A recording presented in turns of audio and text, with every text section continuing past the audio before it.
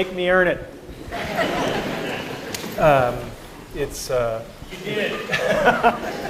It's wonderful to be here.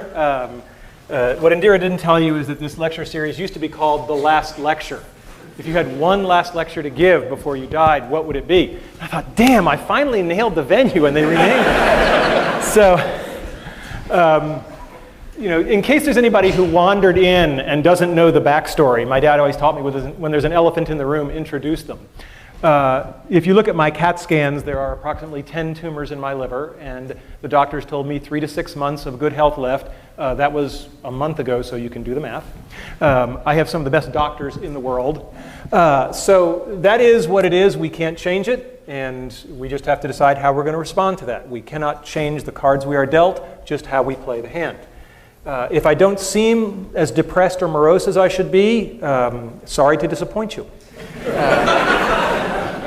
And I assure you, I am not in denial. It's not like I'm not aware of what's going on. My family, my 3 kids, my wife, we just decamped. We bought a lovely house in Chesapeake, Virginia, near Norfolk, and we're doing that because that's a better place for the family to be down the road.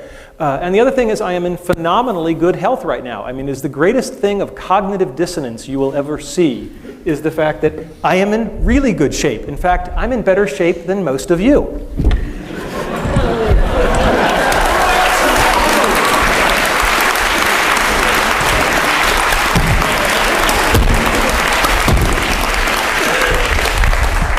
So anybody who wants to cry or pity me can come down and do a few of those, and then you may pity me.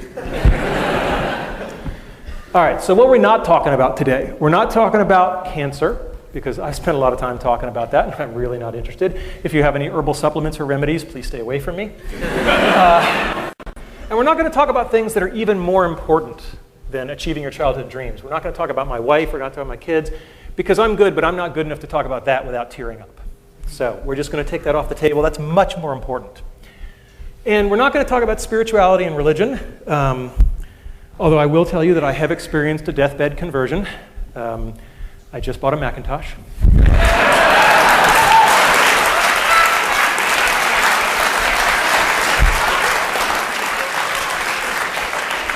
Now, I knew I'd get 9% of the audience with that, but...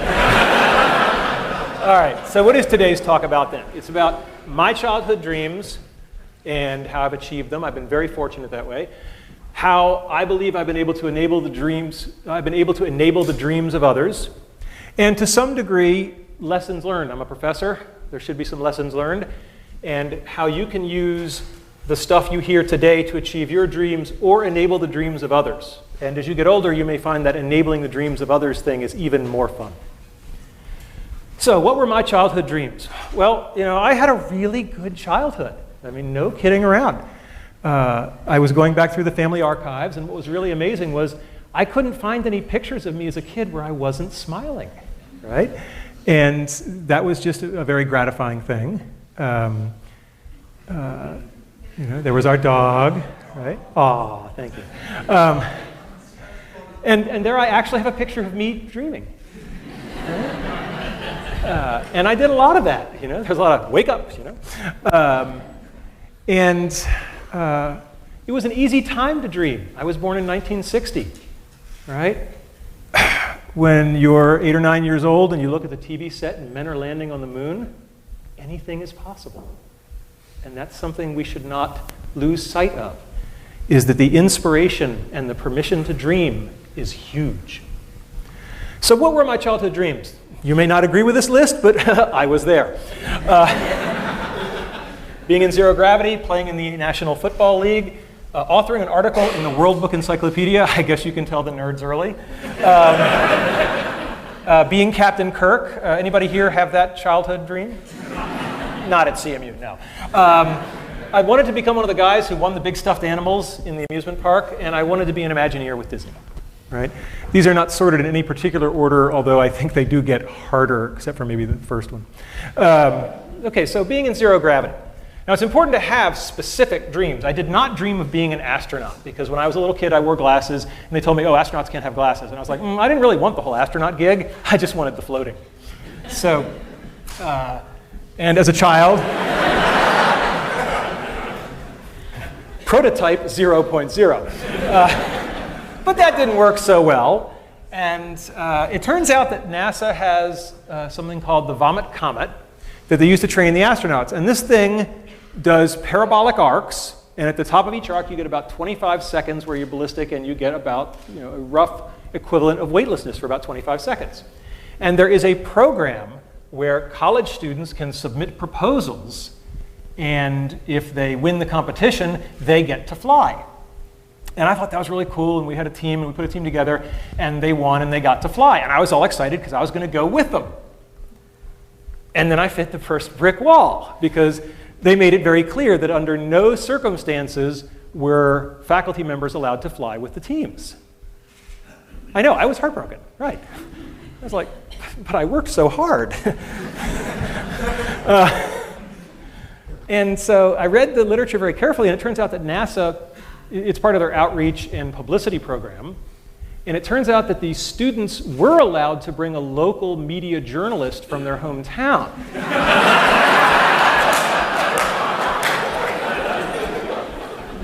And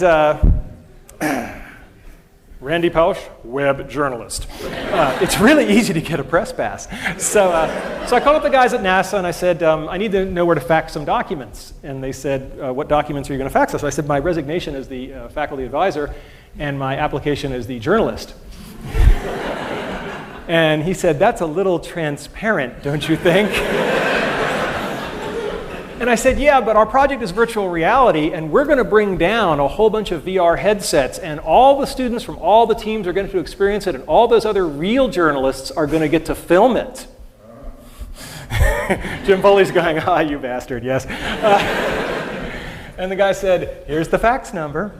So, and indeed, we kept our end of the bargain, and that's one of the themes that you'll hear later on in the talk, is have something to bring to the table, right? Because that will make you more welcomed. And if you're curious about what zero gravity looks like, hopefully the sound will be working here.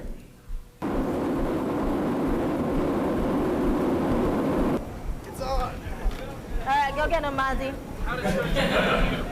This is fantastic. It's just amazing. It's nothing like I expected. We are having a great time. There I am. I don't think any of us have so far. This is awesome. You got one, Mozzie, that's good. You got a ball, 40 pounds. You do pay the piper at the bottom. So, childhood dream number one? Check. All right, let's talk about football. My dream was to play in the National Football League. And most of you don't know that I actually no. No, I did not make it to the National Football League. But I probably got more from that dream and not accomplishing it than I got from any of the ones that I did accomplish. I had a coach. I signed up when I was 9 years old. I was the smallest kid in the league by far. And I had a coach, Jim Graham, who was 6'4". He had played linebacker at Penn State. He was just this hulk of a guy, and he was old school. Okay, I mean really old school. Like, he thought the forward pass was a trick play. And he showed up for practice the first day, and this big hulking guy, we were all scared to death of him, and he hadn't brought any footballs. How are we going to have practice without any footballs? And one of the other kids said, excuse me, coach, but there's no football. And Coach Graham said, right, how many men are on a football field at a time? Somebody said 11 on a team, 22. And Coach Graham said, all right, and how many people are touching the football at any given time? Well, one of them. And he said, right, so we're going to work on what those other 21 guys are doing. And that's a really good story because it's all about fundamentals. Fundamentals, fundamentals, fundamentals. You've got to get the fundamentals down because otherwise the fancy stuff isn't going to work. And the other Jim Graham story I have is there was one practice where he just rode me, all practice. Just, you're doing this wrong, go back and do it again, you owe me, you're doing push-ups after practice. And when it was all over, one of the other assistant coaches came over and said, yeah, Coach Graham rode you pretty hard, didn't he? I said, yeah. He said, that's a good thing. He said, when you're screwing up and nobody's saying anything to you anymore, that means they gave up. And that's a lesson that stuck with me my whole life, is that when you see yourself doing something badly and nobody's bothering to tell you anymore, that's a very bad place to be. Your critics are your ones telling you they still love you and care.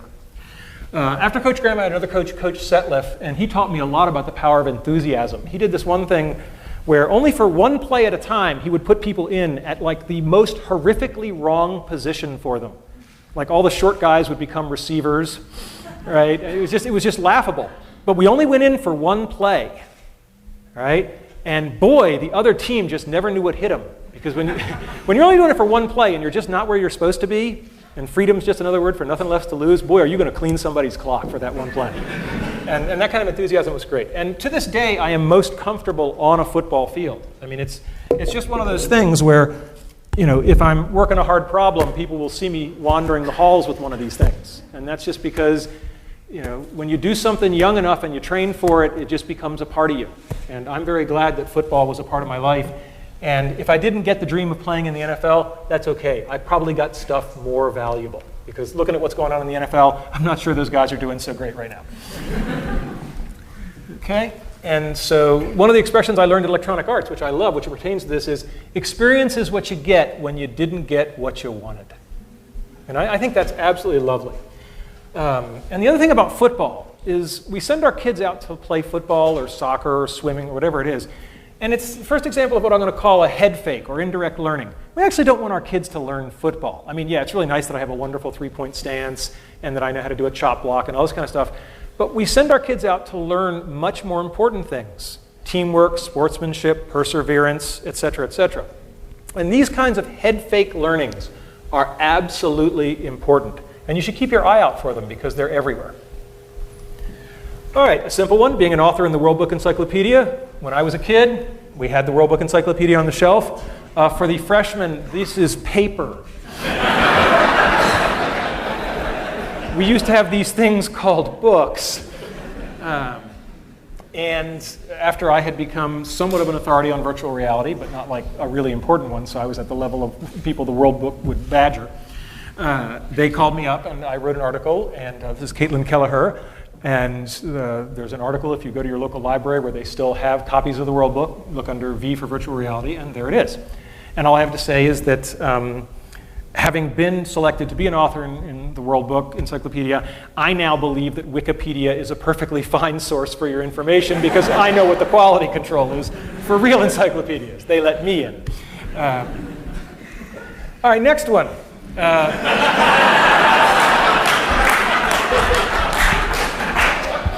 At a certain point, you just realize there's some things you're not going to do, so maybe you just want to stand close to the people.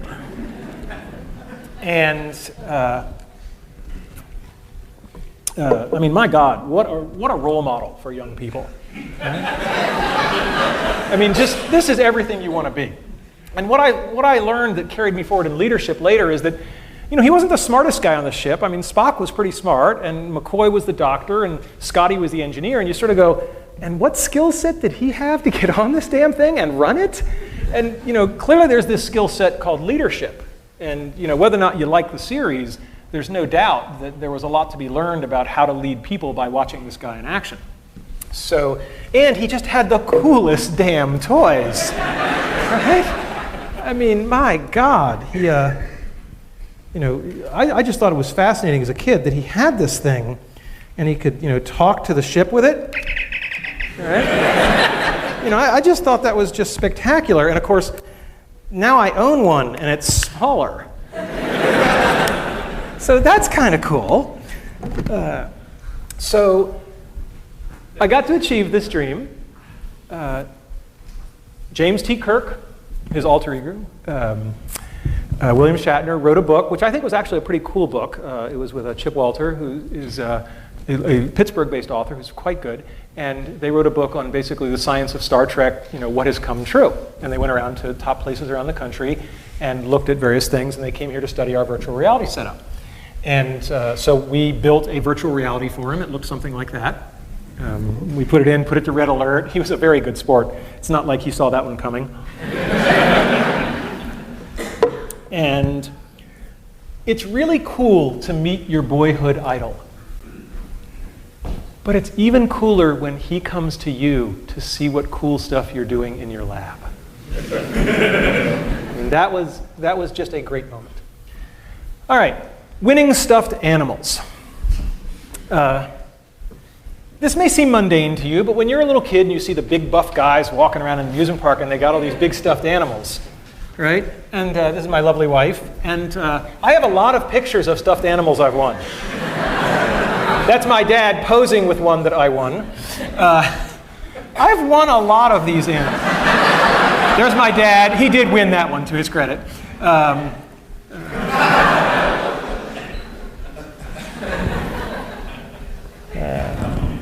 Right? And this was just a big part of my life and my family's life. But I can hear the cynics. In this age of digitally manipulated things, maybe those bears really aren't in the picture with me, or maybe I paid somebody $5 to take a picture in the theme park next to the bear, and I said, how in this age of cynicism can I convince people? And I said, I know, I can show them the bears. Bring them out.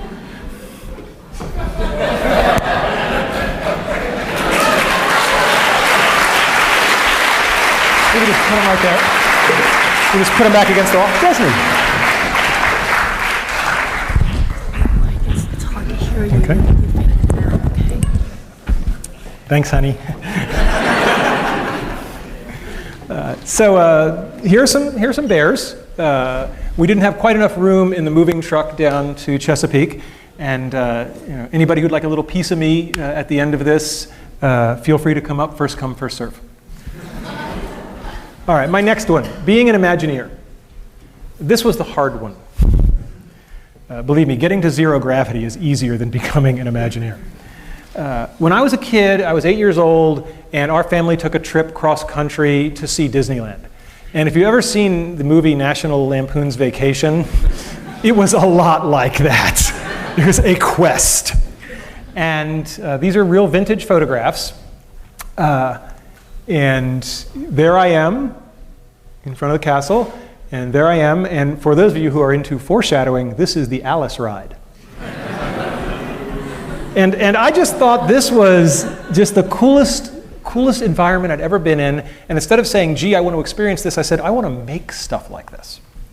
And so I bided my time, and then I graduated with my PhD from Carnegie Mellon, thinking that meant me infinitely qualified to do anything. And I dashed off my letters of application to Walt Disney Imagineering, and they sent me some of the damn nicest go-to-hell letters I've ever gotten. I mean, it was just, we have carefully reviewed your application, and presently we do not have any positions available which require your particular qualifications. Now think about the fact that you're getting this from a place that's famous for guys who sweep the street, right? So that was a bit of a setback. But remember, the brick walls are there for a reason, right? The brick walls are not there to keep us out. The brick walls are there to give us a chance to show how badly we want something. Because the brick walls are there to stop the people who don't want it badly enough. They're there to stop the other people. All right, fast forward to 1991. We did a system back at the University of Virginia called Virtual Reality on $5 a day. Just one of those unbelievable, spectacular things. I was so scared back in those days as a junior academic. Jim Foley's here, and I just love to tell this story. He knew my undergraduate advisor, Andy Van Dam, and I'm at my first conference, and I'm just scared to death. And this icon in the user interface community walks up to me and just out of nowhere just gives me this huge bear hug, and he says, that was from Andy. And that was when I thought, okay, maybe I can make it, right? Maybe I do belong. And a similar story is that this was just this unbelievable hit because at the time everybody needed $500,000 to do virtual reality, and everybody felt frustrated. And we literally hacked together a system for about $5,000 in parts and made a working VR system. And people were just like, oh my God, this like, the Hewlett-Packard Garage thing, this is so awesome. And so I'm giving this talk and the room has just gone wild. And during the Q&A, a guy named Tom Furness, who was one of the big names in virtual reality at the time, he goes up to the microphone and he introduces himself. And I didn't know what he looked like, but I sure as hell knew the name. And he asked a question. And I was like, I'm sorry, did you say you're Tom Furness? And he said, yes. I said, then I would love to answer your question, but first, will you have lunch with me tomorrow? And there's a lot in that little moment, right? There's a lot of humility, but also asking a person where he can't possibly say no.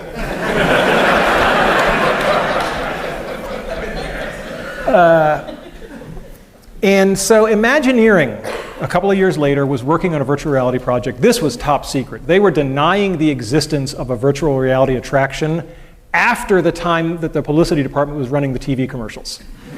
Okay, so Imagineering really had nailed this one tight. And it was the Aladdin attraction where you would fly a magic carpet, and the head-mounted display, sometimes known as Gator Vision. And so I had an in. As soon as the project had just, they started running the TV commercials, and I had been asked to brief the Secretary of Defense on the state of virtual reality. Okay, Fred Brooks and I had been asked to brief the Secretary of Defense, and that gave me an excuse. So I called them up, I called Imagineering, and I said, look, I'm briefing the Secretary of Defense. I'd like some materials on what you have, because it's one of the best VR systems in the world. And they kind of pushed back, and I said, look, is all this patriotism stuff in the parks a farce? And they're like, okay. They said, but the PR department doesn't, this is so new, the PR department doesn't have any footage for you, so I'm going to have to connect you straight through to the team who did the work. Jackpot. Right? So I find myself on the phone with a guy named John Snoddy, who is one of the most impressive guys I have ever met. And he was the guy running this team, and it's not surprising they had done impressive things. And so he sent me some stuff. We talked briefly, he sent me some stuff, and I said, hey, I'm going to be out in the area for a conference shortly. Would you like to get together and have lunch? Translation, I'm going to lie to you and say that I have an excuse to be in the area so I don't look too anxious. But I would go to Neptune to have lunch with you. And so John said, sure. And I spent something like 80 hours talking with all the VR experts in the world, saying, if you had access to this one unbelievable project, what would you ask? And then I compiled all of that, and I had to memorize it, which anybody who knows me knows that I have no memory at all, because I couldn't go in looking like a dweeb with, hi, question 72, right? So I went in, and this was like a 2-hour lunch, and John must have thought he was talking to, some phenomenal person, because all I was doing was channeling Fred Brooks and Ivan Sutherland and Andy Van Damme and people like that, and Henry Fuchs. So it's pretty easy to be smart when you're parroting smart people. And at the end of the lunch with John, I sort of, as we say in the business, made the ask. And I said, I have a sabbatical coming up. And he said, what's that? The beginnings of the culture clash. And so I talked to him about the possibility of coming there and working with him. And he said, well, that's really good, except, you're in the business of telling people stuff, and we're in the business of keeping secrets. Right? And then what made John Snoddy was he said, but we'll work it out. Right? Which I really loved. The other thing that I learned from John Snoddy, I could do easily an hour-long talk just on what have I learned from John Snoddy. One of the things he told me was that wait long enough and people will surprise and impress you. He said, when you're pissed off at somebody and you're angry at them, you just haven't given them enough time. Just give them a little more time and they'll almost always impress you. And that really stuck with me. I think he's absolutely right on that one. To make a long story short, we negotiated a legal contract. It was going to be the first, some people referred to it as the first and last paper ever published by Imagineering. But the deal was I go, I provide my own funding, I go for 6 months, I work with a project, we publish a paper. And then we meet our villain. I can't be all sweetness and light because I have no credibility. Somebody's head's going to go on a stick. Turns out that the person who gets his head on the stick is a dean back at the University of Virginia. His name is not important. Let's call him Dean Wormer.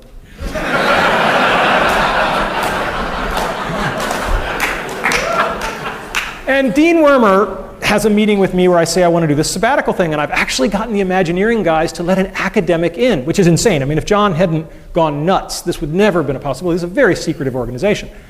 And Dean Wormer looks at the paperwork and he says, well, it says they're going to own your intellectual property. And I said, yeah, we got the agreement to publish the paper. There is no other IP. I don't do patentable stuff. And he says, yeah, but you might. So deal's off, and just get him to change that little clause there, and then come back to me.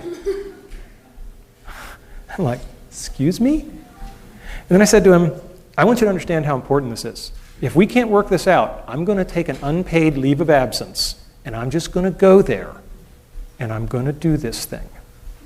And he said, hey, I might not even let you do that. I mean, you got the IP in your head already, and maybe they're going to suck it out of you, so that's not going to fly either.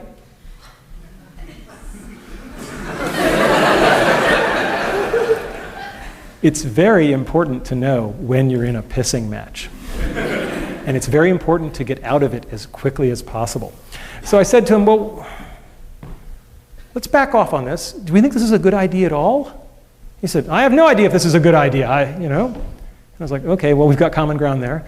Then I said, well, is this really your call? Isn't this the call of the dean of sponsored research? If it's an IP issue? And he said, yeah, that's true. I said, so if he's happy, you're happy? Yeah, then I'd be fine. Like Wile E. Coyote, a little. And I find myself in Gene Block's office, who's the most fantastic man in the world. And I start talking to Gene Block, and I say, let's start at the high level, since I don't want to have to back out again. So let's start at the high level. Do you think this is a good idea? He said, well, if you're asking me if it's a good idea, I don't have very much information. All I know is that one of my star faculty members is in my office, and he's really excited, so tell me more.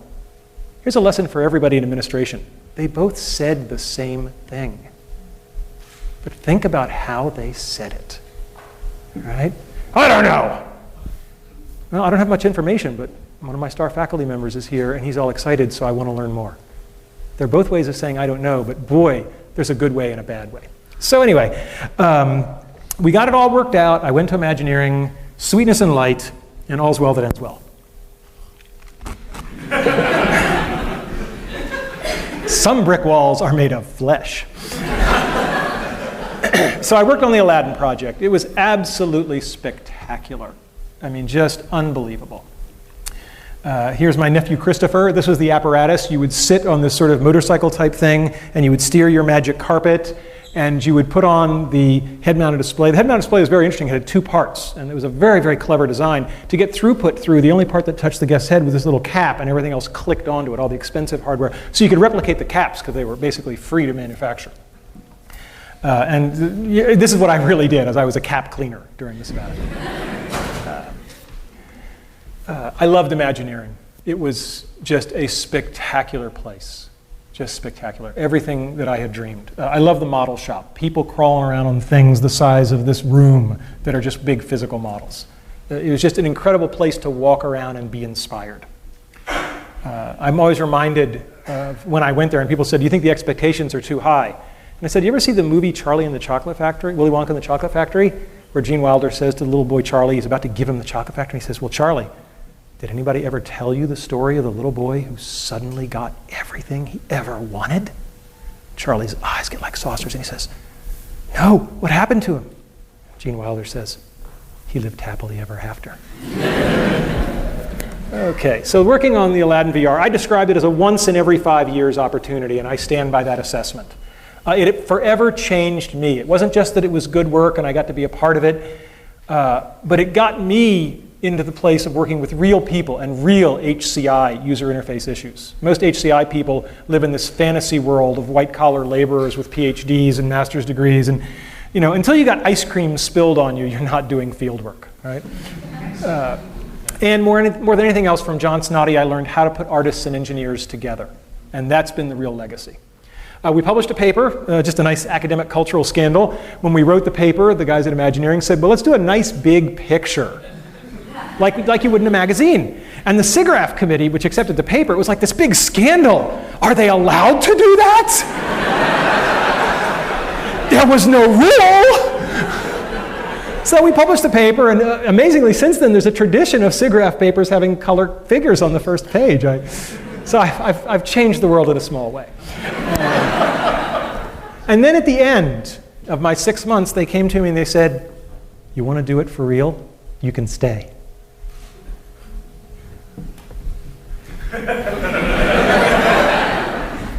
And I said no. One of the only times in my life I have surprised my father. He was like, you what? He said, since you were, all you wanted, and now they got it, and you're like, huh? There was a bottle of Maalox in my desk drawer. Be careful what you wish for. It was a particularly stressful place. Imagineering in general is actually not so Maalox-laden, but the lab I was in, John left in the middle. And it was a lot like the Soviet Union. It was a little dicey for a while. But it worked out okay. And if they had said, stay here or never walk in the building again, I would have done it. I would have walked away from tenure. I would have just done it. But they made it easy on me. They said, you can have your cake and eat it too. And I basically become a day a week consultant for Imagineering, and I did that for about 10 years. And that's one of the reasons you should all become professors. Right? Because you can have your cake and eat it too. Okay? I went on and consulted on things like Disney Quest, so there was the Virtual Jungle Cruise, and the best interactive experience I think ever done, and Jesse Schell gets the credit for this, Pirates of the Caribbean. Wonderful at Disney Quest. And so those are my childhood dreams.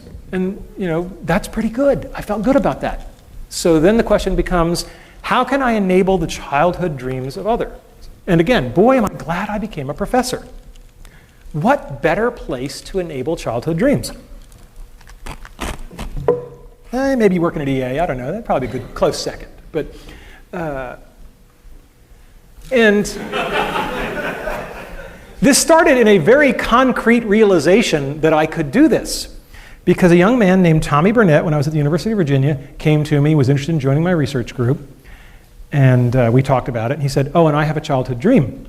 Well, it gets pretty easy to recognize them when they tell you.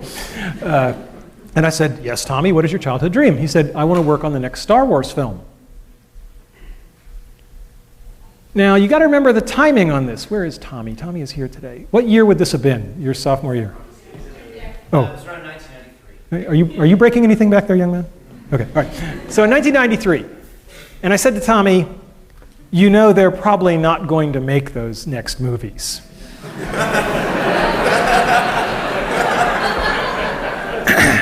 And he said, no, they are.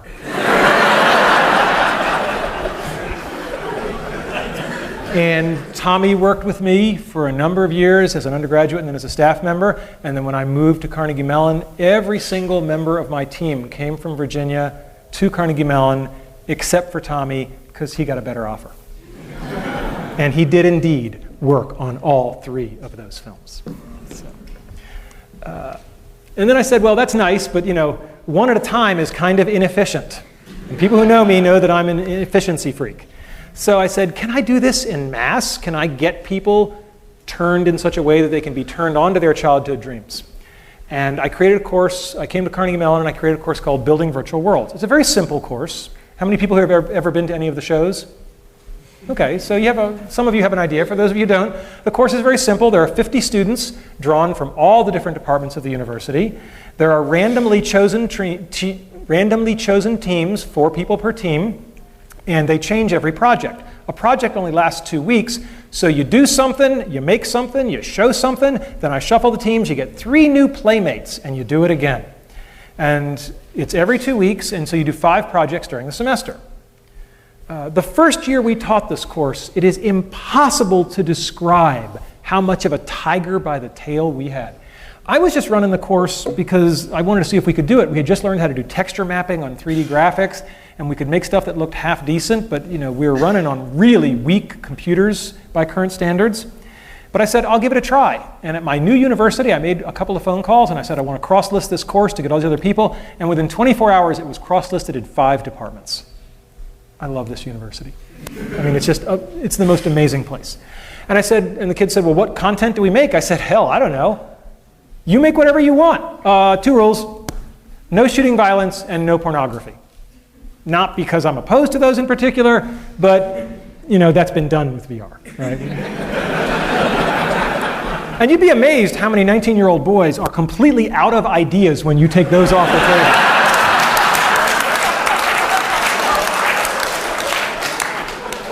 Anyway, so I taught the course. The first assignment, I gave it to them. They came back in 2 weeks, and they just blew me away. I mean, the work was so beyond, literally, my imagination. Because I'd copied the process from Imagineering's VR lab, but I had no idea what they could or couldn't do with it as undergraduates and how, because their tools were weaker. And they came back in the first assignment, and they did something that was so spectacular that I literally did 10 years as a professor, and I had no idea what to do next. So I called up my mentor. I called up Andy Van Dam. And I said, Andy, I just gave a 2-week assignment, and they came back and did stuff that if I'd given them a whole semester, I would have given them all A's. Sensei, what do I do? And Andy thought for a minute, and he said, you go back into class tomorrow, and you look them in the eye, and you say, guys, that was pretty good, but I know you can do better. And that was exactly the right advice, because what he said was, you obviously don't know where the bar should be, and you're only going to do them a disservice by putting it anywhere. And boy, was that good advice, because they just kept going. And during that semester, it became this underground thing. I'd walk into a class with 50 students in it, and there were 95 people in the room. Because it was the day we were showing work, and people's roommates and friends and parents. I'd never had parents come to class before. It was flattering and somewhat scary. And so it snowballed, and we had this bizarre thing of, well, we got to share this. If there's anything I've been raised to do, it's to share. And I said, we got to show this at the end of the semester. We got to have a big show. And we booked this room, Economy. I have a lot of good memories in this room. And we booked it not because we thought we could fill it, but because it had the only AV setup that would work, because this was a zoo, right? Computers and everything. And then we filled it. And we more than filled it. We had people standing in the aisle. I will never forget the dean at the time, Jim Morris, was sitting on the stage right about there. We had to kind of scoot him out of the way. And the energy in the room was like nothing I'd ever experienced before. And President Cohen, Jerry Cohen, was there, and he sensed the same thing. He later described it as like an Ohio State football pep rally, except for academics. And he came over and he asked exactly the right question. He said, before you start, he said, I gotta know, where are these people from? He said, the audience, what departments are they from? And we polled them, and it was all the departments. And I felt very good, because I had just come to campus, he had just come to campus, and my new boss had seen in a very corporal way that this is the university that puts everybody together. And that made me feel just tremendous. So we did this campus-wide exhibition. People perform down here. They're in costume, and we project just like this, and you can see what's going on. You can see what they're seeing in the head mount.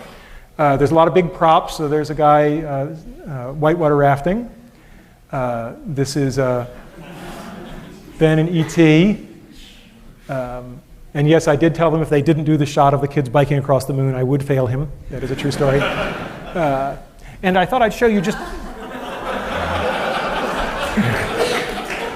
So I thought I'd show you just one world. And if we can get the lights down, if that's at all possible. No, okay, that means no. All right. All right, we'll just do our best then.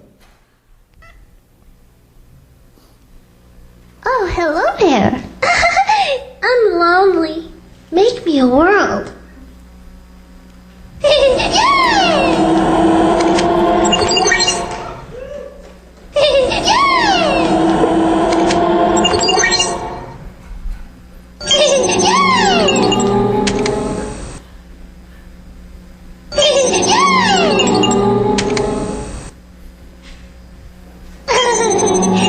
Make me some trees.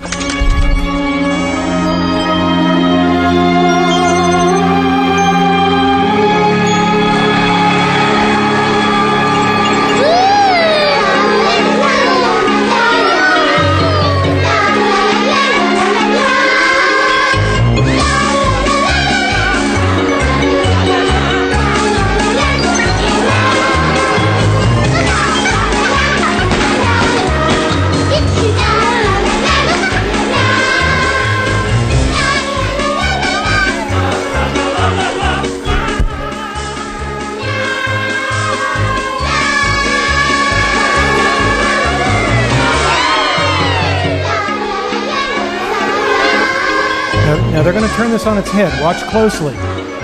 The world doesn't want to go on to the next thing in the show. So she's ready to move on, and it's not.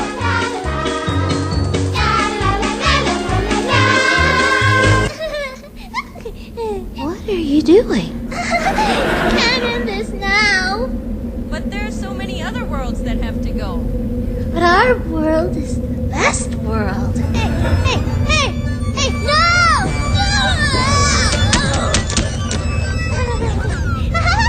Here I am! We're gonna shut you down.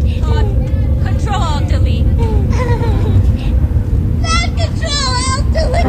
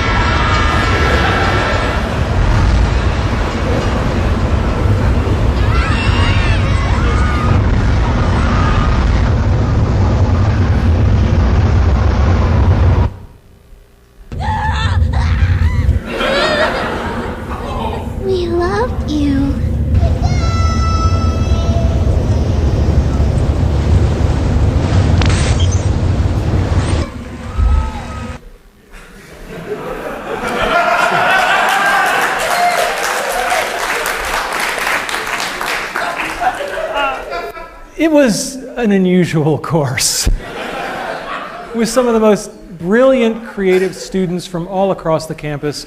It just was a joy to be involved with. And they took the whole stage performance aspect of this way too seriously. And it became this campus phenomenon every year. People would line up for it. It was very flattering.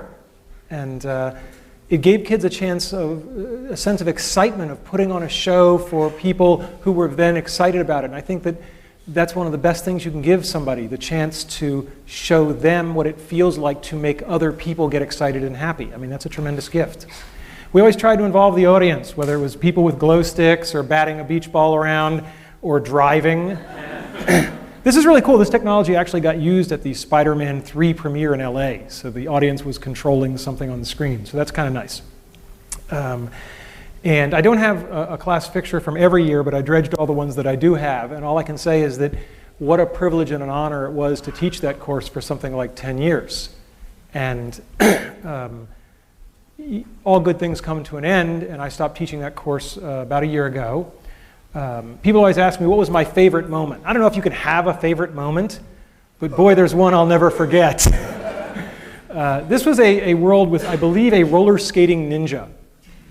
And one of the rules was that we performed these things live, and they all had to really work, and the moment it stopped working, we went to your backup videotape. And this was very embarrassing. So we have this ninja on stage, and he's doing this roller skating thing, and the world, it did not crash gently. And I come out, and I believe it was Steve Audio, wasn't it? Was it? Where is he? Okay, where's Steve? Ah, my man, Steve Audio. And talk about quick on your feet, right? I say, Steve, I'm sorry, but your world has crashed, and we're going to go to videotape. And he pulls out his ninja sword and says, I am dishonored! Wah! And just drops.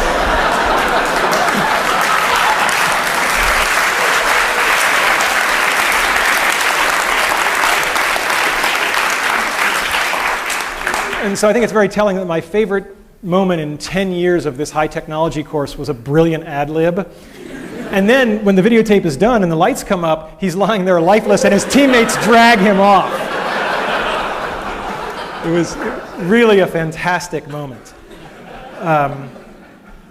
And the course was all about bonding.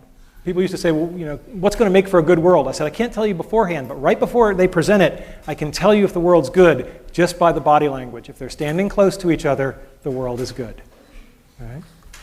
And BVW was a pioneering course, and I won't bore you with all the details, but it wasn't easy to do. And I was given this when I stepped down from the ETC, and I think it's emblematic. If you're going to do anything that's pioneering, you will get those arrows in the back, and you just have to put up with it. I mean, everything that could go wrong did go wrong, but at the end of the day, a whole lot of people had a whole lot of fun. When you've had something for 10 years that you hold so precious, it's the toughest thing in the world to hand it over.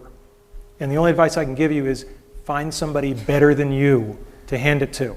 And that's what I did. There was this kid at the VR studio way back when.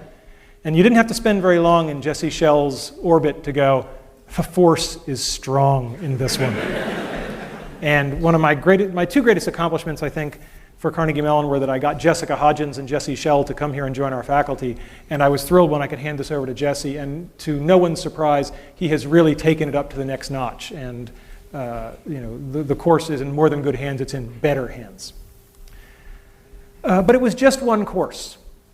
And then we really took it up a notch. And we created what I would call the Dream Fulfillment Factory. Don Marinelli and I got together, and with the university's blessing and encouragement, we made this thing out of whole cloth that was absolutely insane, should never have been tried. All the sane universities didn't go near this kind of stuff, creating a tremendous opportunistic void. So the Entertainment Technology Center was all about artists and technologists working in small teams to make things. It was a 2-year professional master's degree. And Don and I were two kindred spirits. We're very different. Anybody who knows us knows that we're very different people.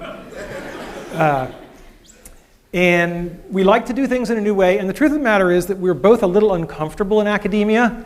I used to say that I'm uncomfortable as an academic because I come from a long line of people who actually worked for a living. So I detect nervous laughter. All right. And I want to stress, Carnegie Mellon is the only place in the world that the ETC could have happened. By far, the only place. Okay, this picture was Don's idea, okay? And we like to refer to this picture as Don Marinelli on guitar and Randy Pausch on keyboards. But we really did play up the left brain, right brain, and it worked out really well that way. Don is an intense guy.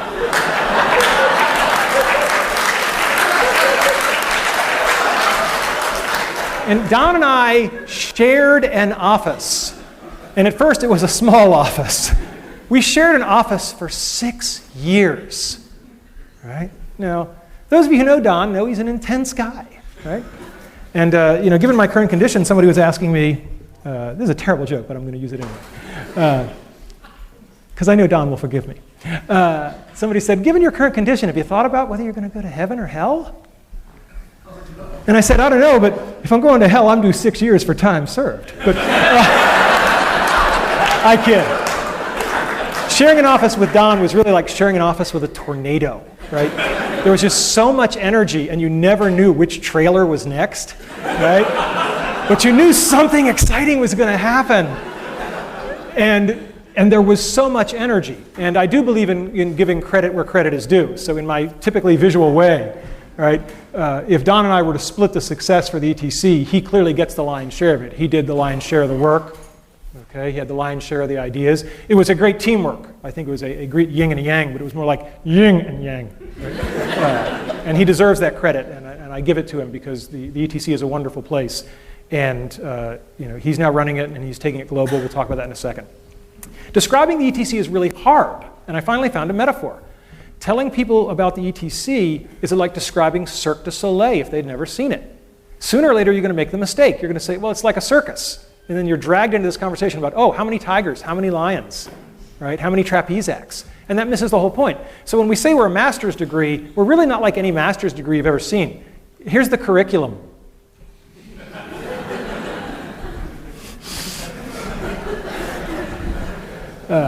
The curriculum ended up looking like this. All I want to do is visually communicate to you that you do 5 projects in building virtual worlds, then you do 3 more. All of your time is spent in small teams making stuff. None of that book learning thing. Don and I have no patience for the book learning thing. It's a master's degree. They already spent 4 years doing book learning. Right? By now they should have read all the books. The keys to success were that Carnegie Mellon gave us the reins. Completely gave us the reins. We had no deans to report to. We reported directly to the provost, which is great because the provost is way too busy to watch you carefully. We were given explicit license to break the mold. It was all project-based. It was intense. It was fun. And we took field trips. Every spring semester in January, we'd take all 50 students in the first-year class, and we'd take them out to shots at Pixar. We'd take them to Pixar, Industrial Light and Magic. And, of course, when you got guys like Tommy there acting as host, right, it's pretty easy to get entree to these places. So we did things very, very differently. The kind of project students would do, we did a lot of what we'd call edutainment. We developed a bunch of things with the Fire Department of New York, a network simulator for training firefighters, using video game-ish type technology to teach people useful things. That's not bad. Companies did this strange thing. They put in writing, we promise to hire your students. I've got the EA and Activision ones here. I think there are now, how many? 5? I was going to say, Drew knows, I bet. So there are 5 written agreements. I don't know of any other school that has this kind of written agreement with any company. And so that's a real statement. And these are multiple-year things. So they're agreeing to hire people for summer internships that we have not admitted yet. That's a pretty strong statement about the quality of the program. And Don, as I said, he's crazy. And I mean that in a wonderful, complimentary way. He's doing these things where I'm like, oh my God. He's not here tonight because he's in Singapore, because there's going to be an ETC campus in Singapore. There's already one in Australia, and there's going to be one in Korea. So this is becoming a global phenomenon. So I think this really speaks volumes about all the other universities. It's really true that Carnegie Mellon is the only university that can do this. We just have to do it all over the world now. Right? One of the big success about the ETC is teaching people about focus. Oh, now I hear the nervous laughter from the students. I had forgotten the delayed shock therapy effect of these bar charts.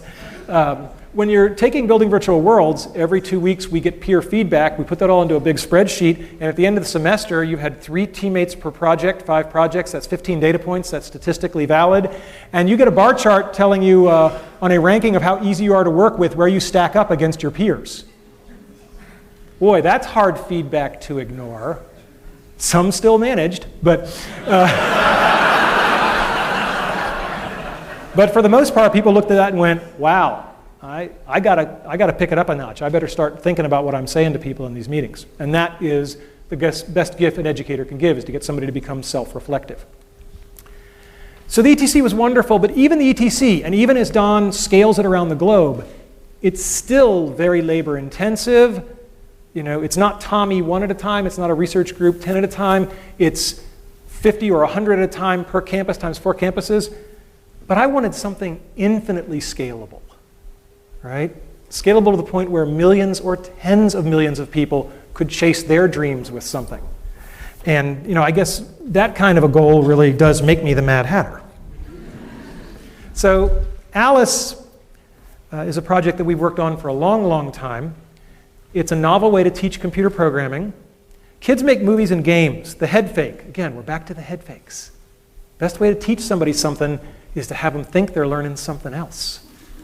Right? I've done it my whole career. And the head fake here is that they're learning to program, but they just think they're making movies and video games. This thing has already been downloaded well over 1 million times. There are 8 textbooks that have been written about it. 10% of US colleges are using it now. And it's not the good stuff yet. The good stuff is coming in the next version. Okay? I, like Moses, get to see the promised land, but I won't get to set foot in it. And that's okay, because I can see it. And the vision is clear. Millions of kids having fun while learning something hard. That's pretty cool. I can deal with that as a legacy. The next version is going to come out in 2008. It's going to be teaching the Java language if you want them to know they're learning Java. Otherwise, they'll just think that they're writing movie scripts. We're getting the characters from the best-selling PC game in history, The Sims. And this is all already working in the lab. So there's no real technological risk. I don't have time to thank and mention everybody in the Alice team, but I just want to say that Dennis Cosgrove is going to be building this, has been building this. He is the designer. It's his baby. And for those of you who are wondering, well, you know, in some number of months, who should I be emailing about the Alice project? Where's Wanda Dan? Oh, there you are. Stand up. Let them all see you. Everybody say, hi, Wanda. Hi, Wanda. Send her the email. And I'll talk a little bit more about Caitlin Kelleher, but she's graduated with her PhD and is at Washington University, and she's going to be taking this up a notch and going to middle schools with it. So grand vision, and you know, to the extent that you can live on in something, I will live on in Alice. All right, so now the third part of the talk, lessons learned. You know, we've talked about my dreams, we've talked about helping other people enable their dreams. Somewhere along the way, there's got to be some aspect of what lets you get to achieve your dreams. First one is the role of parents, mentors, and students. I was blessed to have been born to 2 incredible people. This is my mother on her 70th birthday. I am back here. I have just been lapped. This is my dad riding a roller coaster on his 80th birthday. And he points out that, you know, he's not only brave, he's talented because he did win that big bear the same day. My dad was so full of life. Anything with him was an adventure. I don't know what's in that bag, but I know it's cool. My dad dressed up as Santa Claus, but he also did very, very significant things to help lots of people. This is a dormitory in Thailand that my mom and dad underwrote, and every year about 30 students get to go to school who wouldn't have otherwise. This is something my wife and I have also been involved in heavily. And these are the kind of things that I think everybody ought to be doing, helping others. But the best story I have about my dad is, unfortunately, my dad passed away a little over a year ago. And when we were going through his things, he had fought in World War II in the Battle of the Bulge. And when we were going through his things, we found out he had been awarded the Bronze Star for Valor. My mom didn't know it. In 50 years of marriage, it had just never come up. My mom. Mothers are people who love you even when you pull their hair. And I have two great mom stories. When I was here studying to get my PhD and I was taking something called the theory qualifier, which I can definitively say is the second worst thing in my life after chemotherapy. And I was complaining to my mother about how hard this test was and how awful it was. And she just leaned over and she patted me on the arm and she said, "We know how you feel, honey. And remember, when your father was your age, he was fighting the Germans."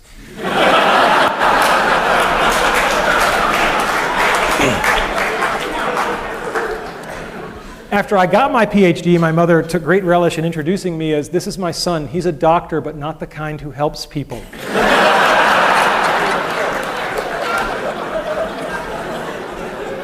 These slides are a little bit dark, but when I was in high school, I decided to paint my bedroom. I'd always wanted a submarine and an elevator. And the great thing about this...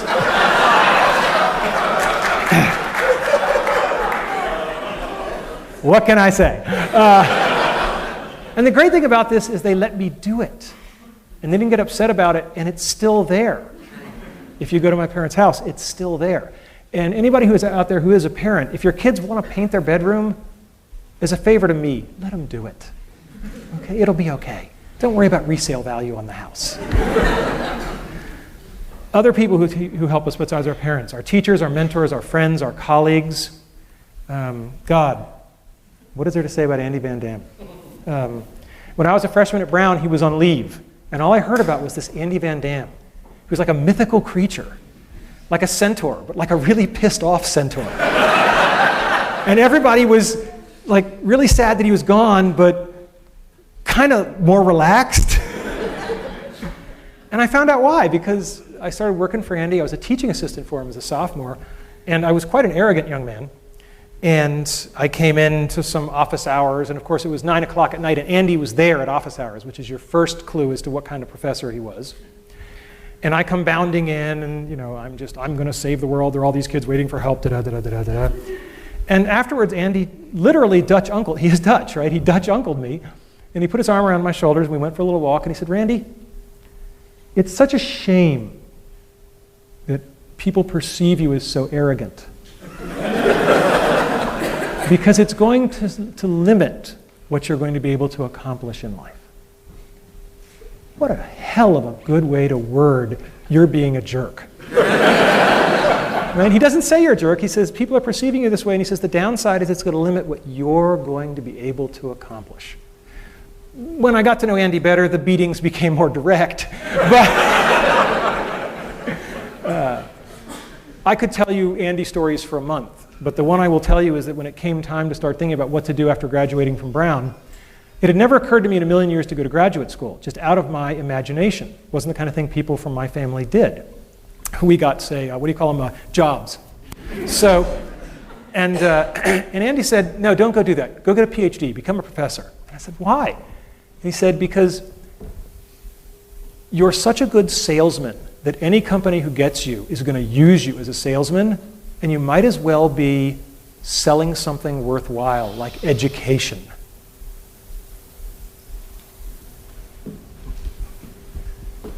Thanks. Andy was my first boss, so to speak. I was lucky enough to have a lot of bosses. That red circle was way off. Al's over here. I don't know what the hell happened there. He's probably watching this on the webcast going, "My God, he's targeting, and he still can't aim." All right. I don't want to say much about the great bosses I've had, except that they were great. And I know a lot of people in the world have had bad bosses, and I haven't had to endure that experience, and I'm very grateful to all of the people that I ever had to report to. They've just been incredible. But it's not just our bosses. We learn from our students. I think the best head fake of all time comes from Dr. Caitlin Keller, who just finished up here and is starting at Washington University. And she looked at Alice when it was an easier way to learn to program, and she said, "Yeah, but why is that fun?"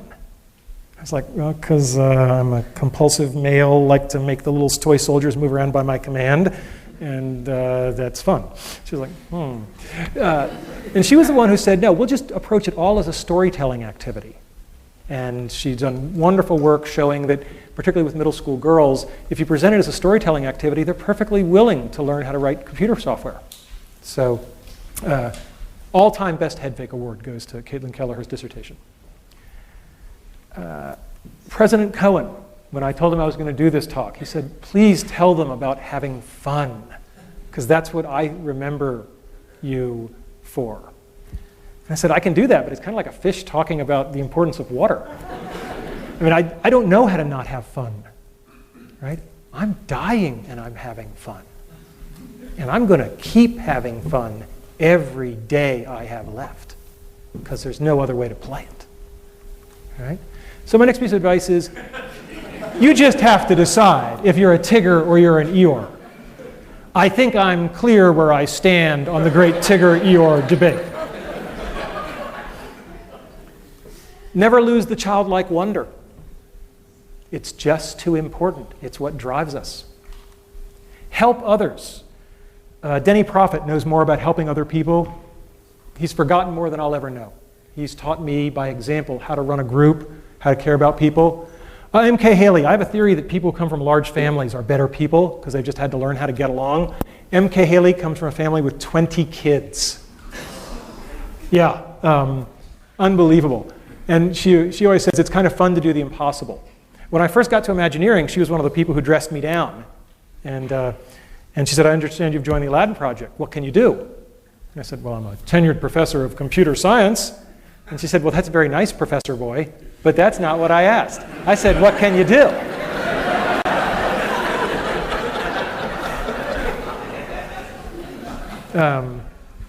And, you know, I mentioned sort of my working class roots. We keep what is valuable to us, what we cherish, and I've kept my Letterman's jacket all these years. I used to like wearing it in grad school, and one of my friends, Jessica Hodgins, would say, why do you wear this Letterman's jacket? And I looked around at all the non-athletic guys around me who were much smarter than me, and I said, because I can. And so she thought that was a real hoot, so one year she made for me this little Raggedy Randy doll. And, he's got a little Letterman's jacket, too. That's my all-time favorite. It's the perfect gift for the egomaniac in your life. So I've met so many wonderful people along the way. Loyalty is a two-way street. There was a young man named Dennis Cosgrove at the University of Virginia. And when he was a young man, let's just say things happened. And I found myself talking to a dean. And the dean, no, not that dean. And anyway, this dean really had it in for Dennis, and I could never figure out why, because Dennis was a fine fellow. But for some reason, this dean really had it in for him. And I ended up basically saying, no, I vouch for Dennis. And the guy says, you're not even tenured yet. And you're telling me you're going to vouch for this sophomore or junior or whatever, I think it was a junior at the time. I said, yeah, I'm going to vouch for him because I believe in him. And the dean said, and I'm going to remember this when your tenure case comes up. And I said, deal. I went back to talk to Dennis, and I said, I would really appreciate you. That would be good. But loyalty is a two-way street. I mean, that was God knows how many years ago, but that's the same Dennis Cosgrove who's carrying Alice forward. He's been with me all these years, right? And, you know, if we only had one person to send in a space probe to meet an alien species, I'm picking Dennis. Okay? You can't give a talk at Carnegie Mellon without acknowledging one very special person, and that would be Sharon Burks. I mean, I joked with her, I said, well, look, if you're retiring, it's just not worth living anymore. Sharon is so wonderful, it's beyond description. And for all of us who've been helped by her, it's just indescribable. I love this picture because it puts her together with Syl. And Syl is great because Syl gave the best piece of advice, pound for pound, that I have ever heard. And I think all young ladies should hear this. Syl said, it took me a long time, but I finally figured it out. When it comes to men that are romantically interested in you, it's really simple. Just ignore everything they say and only pay attention to what they do. It's that simple. It's that easy. And I thought back to my bachelor days, and I said, damn. never give up. I didn't get into Brown University. I was on the wait list. I called them up, and they eventually decided that it was getting really annoying to have me call every day, so they let me in. At Carnegie Mellon, I didn't get into graduate school. Andy had mentored me. He said, go to graduate school, you're going to go to Carnegie Mellon. All my good students go to Carnegie Mellon. And yeah, you know what's coming. And so he said, you're going to go to Carnegie Mellon, no problem. What he had kind of forgotten was that the difficulty of getting into the top PhD program in the country had really gone up. And he also didn't know I was going to tank my GREs. Because he believed in me, which, based on my board scores, was a really stupid idea. And so I didn't get into Carnegie Mellon. No one knows this till today. I'm telling the story. I was declined admission to Carnegie Mellon. And I was a bit of an obnoxious little kid. I went into Andy's office, and I dropped the rejection letter on his desk. And I said, I just want you to know what your letter of recommendation goes for at Carnegie Mellon.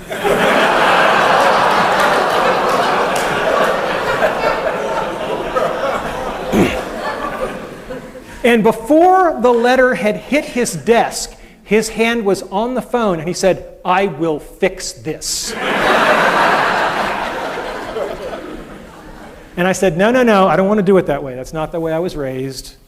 You know, maybe some other graduate schools will see fit to admit me. And he said, look, Carnegie Mellon's where you're going to be. He said, I'll tell you what, I'll make you a deal. Go visit the other schools, because I did get into all the other schools. He said, go visit the other schools, and if you really don't feel comfortable at any of them, then will you let me call Nico? Nico being Nico Haberman. And I said, okay, deal. I went to the other schools without naming them by name. Berkeley, Cornell.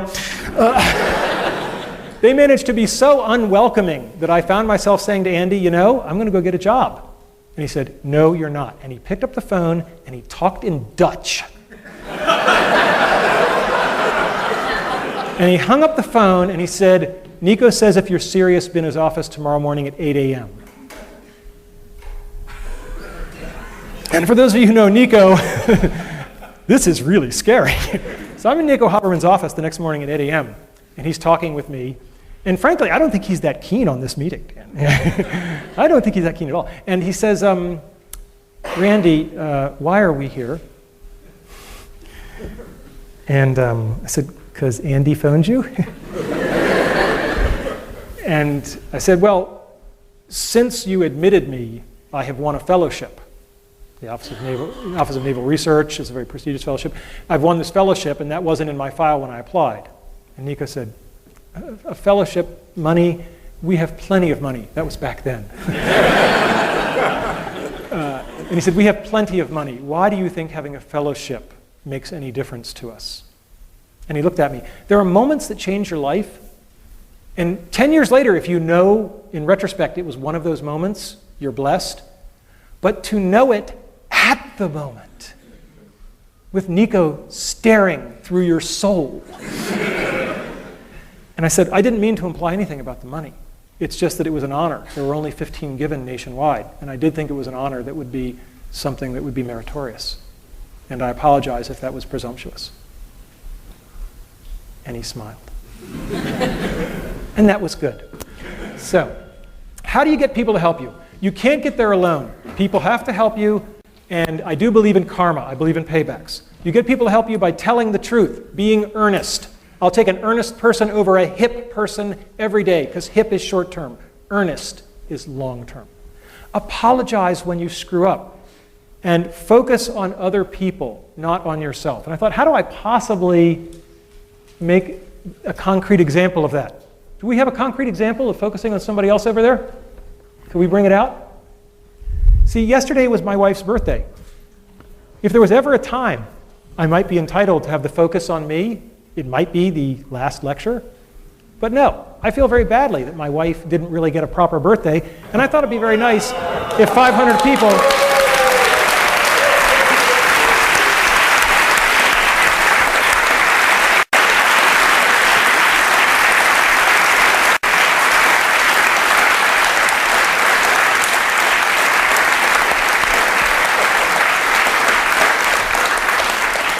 Happy birthday to you.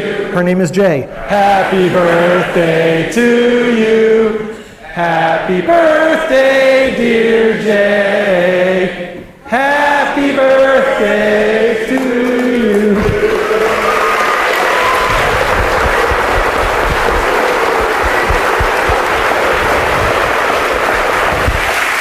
You gotta blow it out.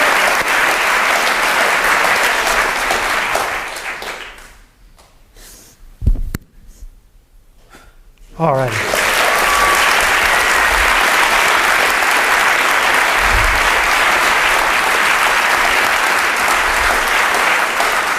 And now you all have an extra reason to come to the reception. Remember, brick walls let us show our dedication. They are there to separate us from the people who don't really want to achieve their childhood dreams. Don't bail. The best of the gold is at the bottom of barrels of crap.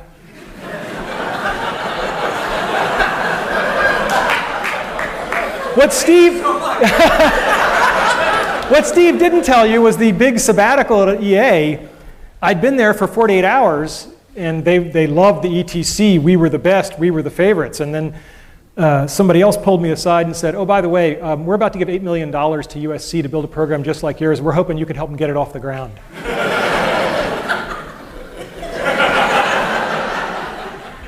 And then Steve came along and they said, what? Oh, God. And to quote a famous man, I will fix this.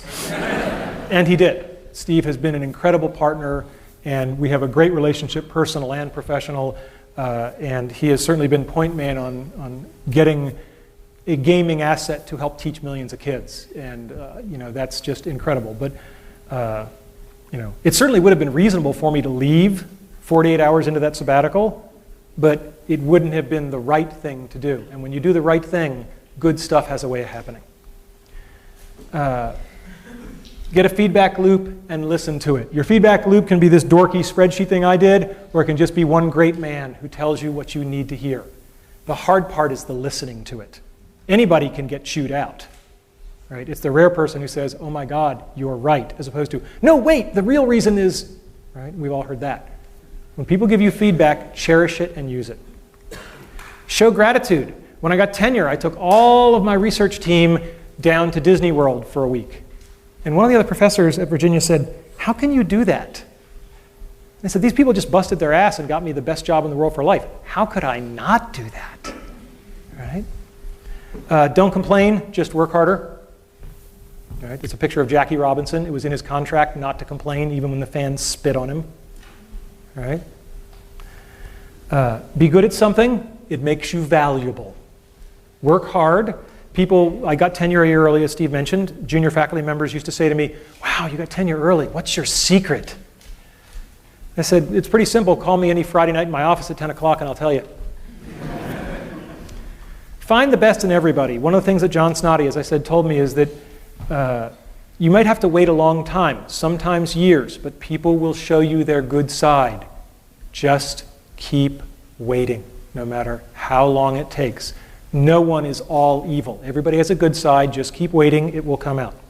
And be prepared. Luck is truly where preparation meets opportunity. So today's talk was about my childhood dreams, enabling the dreams of others, and some lessons learned.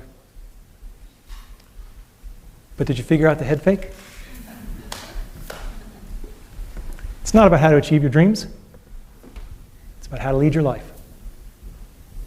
If you lead your life the right way, the karma will take care of itself. The dreams will come to you. Have you figured out the second head fake? Talk's not for you. It's for my kids. Thank you all. Good night.